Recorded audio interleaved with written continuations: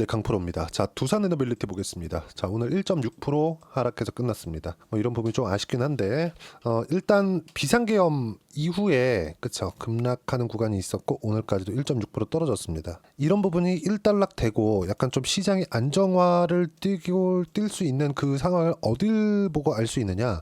시장보다 환율입니다.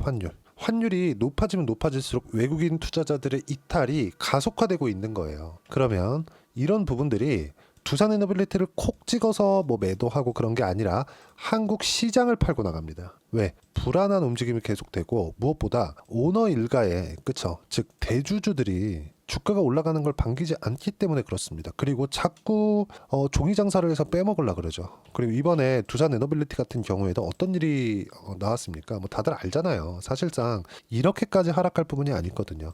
이때 뭐 다들 아실 겁니다. 체코 원전 관련된 수주를 한 이후에 세론이 나온 것은 맞거든요. 그쵸? 소문에 팔아라. 그런 부분.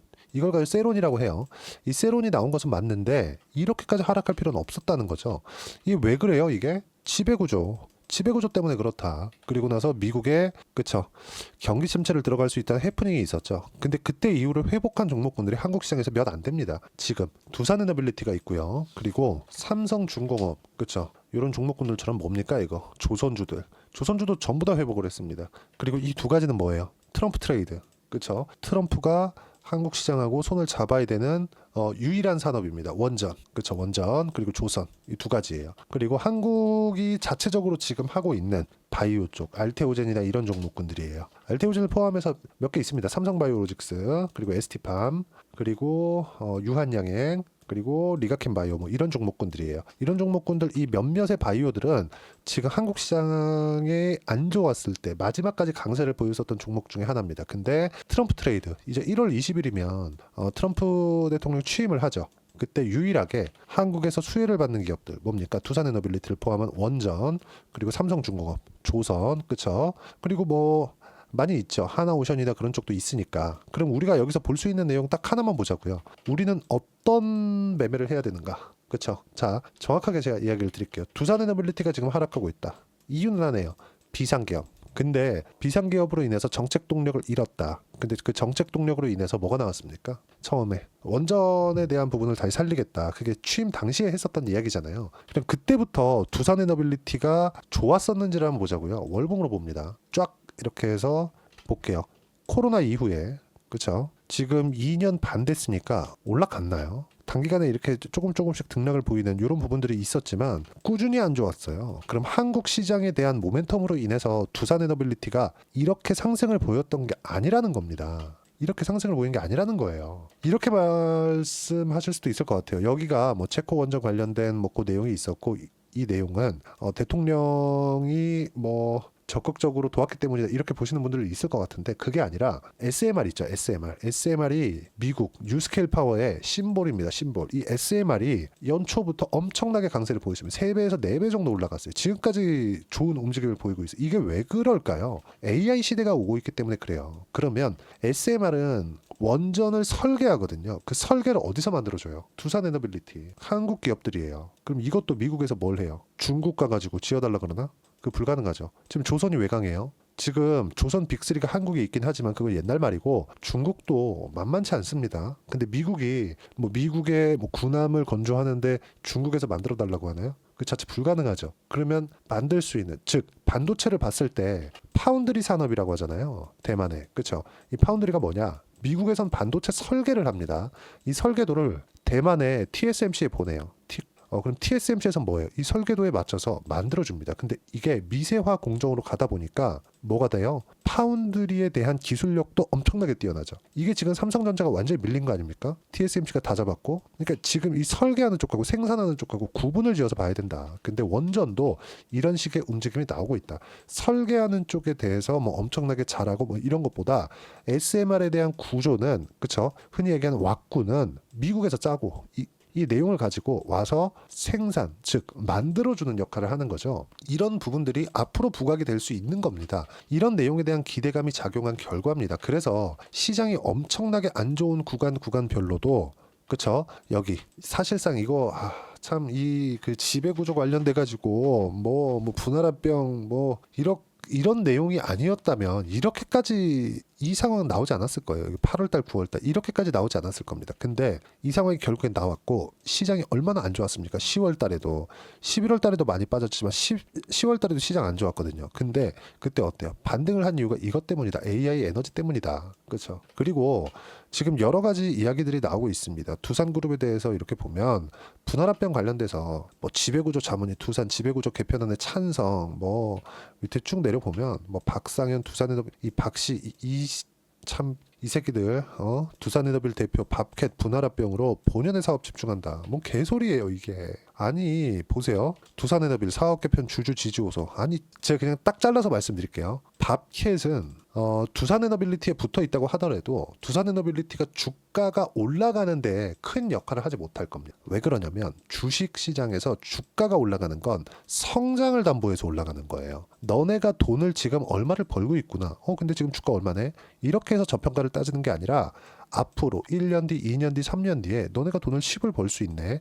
근데 지금 주가 보니까 5야. 그러면 지금 주가는 5인데 앞으로 10을 벌 수 있으니까 5. 좀 가보니까 상황이 더 좋아졌네. 15, 20 이렇게 올라가는 게 주식이에요. 미국에서 엔비디아 주가 보세요. 올라가서 실적 확인하고 더 가고 또 더 먼저 갔으니까 실적 또 확인하고 더 갈 것 같다. 그리고 또 여기서 또 실적 확인하고 이거를 지금 2년째 계속 갱신하고 있죠. 엔비디아는. 미국 시장은 이렇다. 근데 한국 시장은 어때요? 먼저 한 병 반영을 딱 하고 그다음 급락시키고 다시 올라갑니다. 이 사이클을 타기 때문에 그래요. 산업 구조가 다르기 때문에 그렇습니다. 근데 여기 와서 본업에 집중한다는 얘기를 하는 게 맞습니까? 그렇죠. 그리고 자 보세요. 이 내용을 깨야 돼. 이 지배구조 관련된 내용이 싹 다 없어지는 게 상법 개정에 대한 부분입니다. 전 진짜 긍정적으로 보는 게 신속한 투자 가능해져. 이렇게 복잡한데 어떻게 신속한 투자를 합니까? 그렇죠. 의견을 정해서 내려가는 그러니까 흔히 얘기하는 법에서 막는 순환 출자만 딱 피한 거지. 이게 순환 출자지 뭐예요? 그렇죠? 지주회사 하나씩 두고 여기는 여기 지배하고 여기는 여기 지배하고 이거 떼갖고 여기다 붙이고 그렇죠? 이거 하는 거잖아요.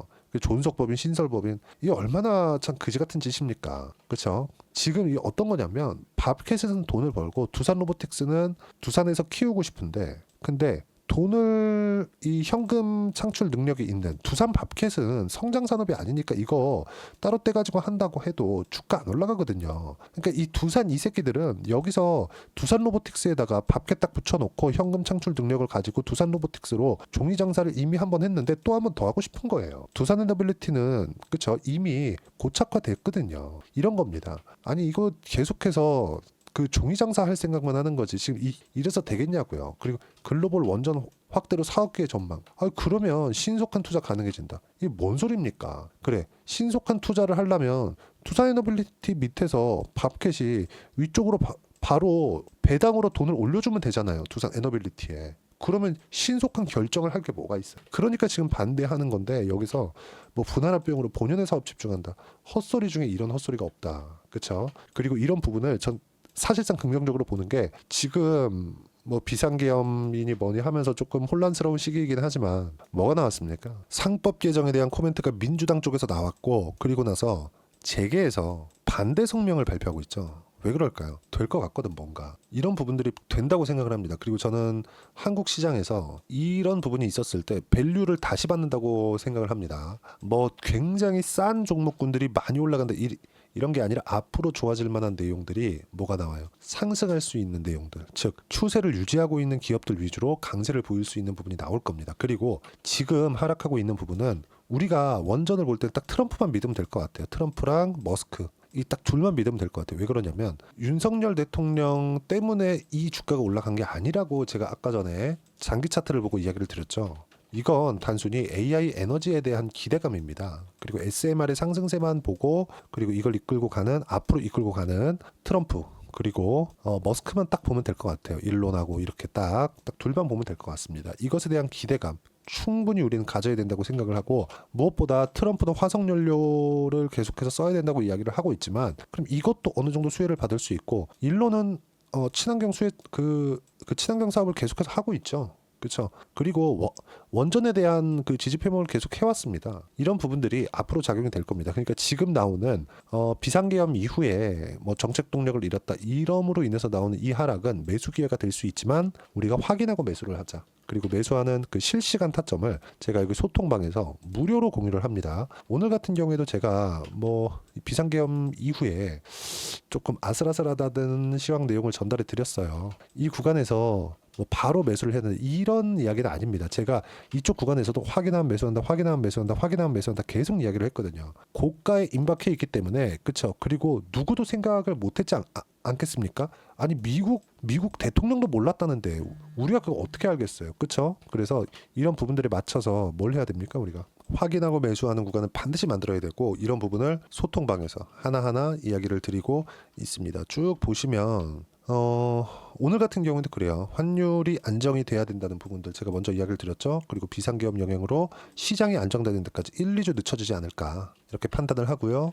제가 지난주까지는 먼저 강세를 보였었던 ST팜 제가 계속 강조를 드렸어요. 조선, 바이오, 원전 딱 여기까지 봐야 된다고. 근데 여기서 하나가 더 추가해야 됩니다. 화장품 쪽에 VT 그쵸? 그리고 여기서 약간 주도주라고 보기보다는 비트코인 시세에 맞춰서 움직이는 우리기술 투자에 대한 일종의 그 비트코인 차익거래 정도 요 정도 하면 됩니다. 이런 부분들 제가 하나하나 이야기를 드리고 있고 그 차익거래를 하기 위해서 우리기술 투자를 시간 내에서 제가 어떤 식으로 매수했는지까지 이야기를 드렸고 당연히 두산에너빌리티의 매수 타점이 왔을 때 소통방에 제가 무료로 그쵸? 무료로 실시간으로 볼 수 있게 제가 공유를 해드리고 있으니까 구독과 좋아요 꼭 좀 부탁드리고요.